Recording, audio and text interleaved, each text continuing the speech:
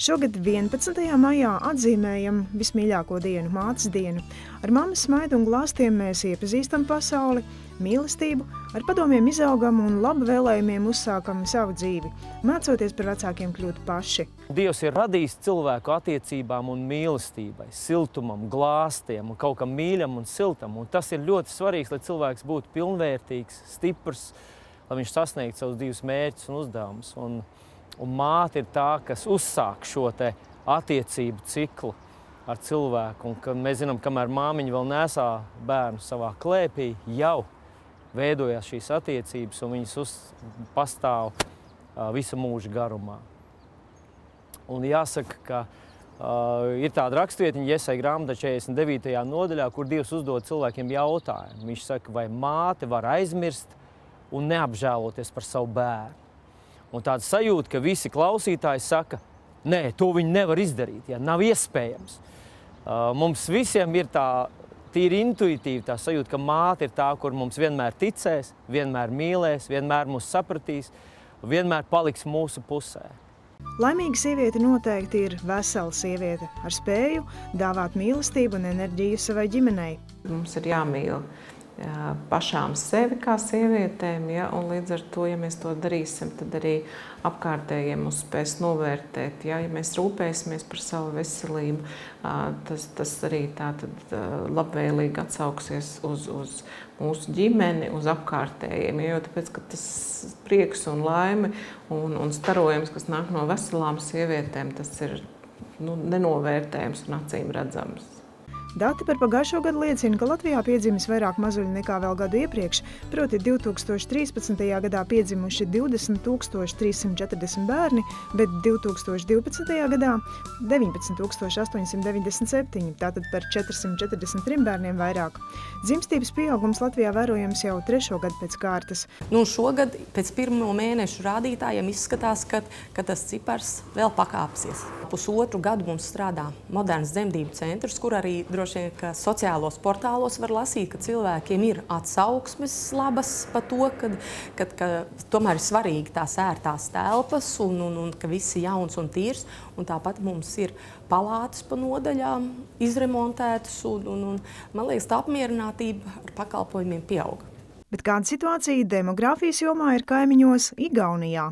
Недавно опубликовали данные, что 86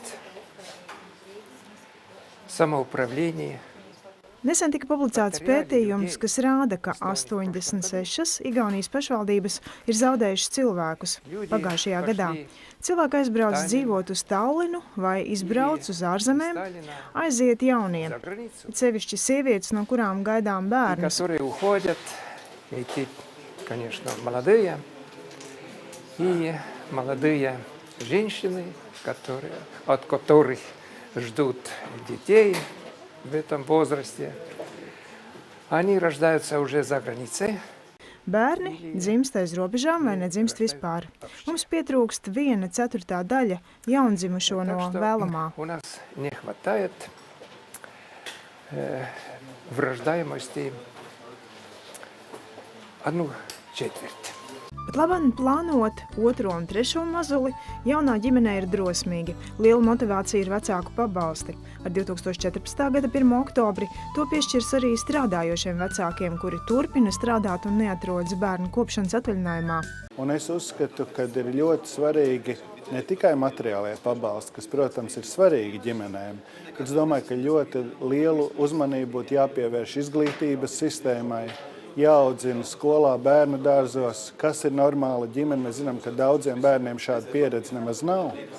Tāpēc bērndārs skola būtu ļoti svarīgi audzināt, ka normālā sabiedrībā 3 bērnu ģimene ir absolūti saprotama, veicināma un ka tāda ir tā mūsu pamatvērtība un tradīcija. Mūsu kompānija palīdzēja iznākt Dacas Rezebergas grāmatai Gribu būt māmiņa, ko mēs 20 000 eksemplārus izdalījām pašvaldību savienībā. Un nākamais mūsu viens no tādām iecerēm ir Gribu būt tētis. Ja, lai tiešām, ko jūs sakat, lai šī tēta loma nebūtu mazāka, bet vienlīdz laba. Tā kā mēs aicinām pieteikties kādu tēti, kurš ir gatavs šādu grāmatu sarakstīt, pieteikties, mēs centīsimies atbalstīt. Bet svētkos lai skan apsveikumi. Es gribētu apsveikt visas mammas, arī īpaši savu mammu, Laimu, apsveikt mātes dienā un gribētu pateikt, māmiņa, tu man nozīmē ļoti, ļoti daudz. Bet, ja mēs runājam tā kopumā par māti, es ticu, ka Dievs ir devis tādu īpašu dāvanu. Māte ir īpaši Dieva dota dāvana. Ar katriem 10 gadiem, kas nāk klāt cilvēkam pie dzīves, bērni ir tas, kas paliek ar vien nozīmīgāks.